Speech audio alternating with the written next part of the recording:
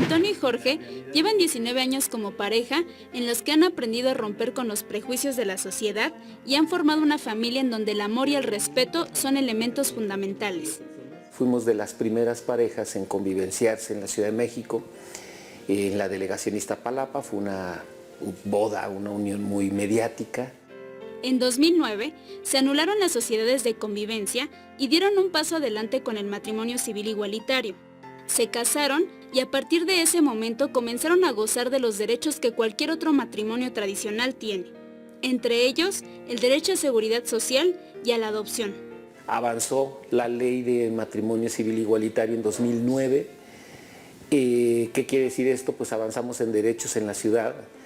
Y en el año 2011 Jorge y yo, por circunstancias de la vida, pues llegó a nuestra vida un gran regalo, que es Mateo. Sí, estuvimos buscando una escuela que fuera totalmente abierta, por la misma situación de que queríamos que no fuera vulnerado Mateo en el mentado bullying. Desde que Mateo fue adoptado, han formado una familia homoparental que va mucho más allá de un parentesco y de un casamiento. Han creado vínculos afectivos, cuidados, protección, educación y sobre todo amor y respeto, lo que ha logrado que Mateo se sienta orgulloso de sus padres. Y pues Mateo realmente defiende su familia, ¿no? Levanta la mano y siempre dice, es que yo no tengo mamá, tengo dos papás. Nosotros lo hemos educado con base en el valor básico, fundamental, pero también universal del respeto, ¿no? Si algo tiene Mateo es claro en la vida es que tenemos que respetarnos los unos a los otros.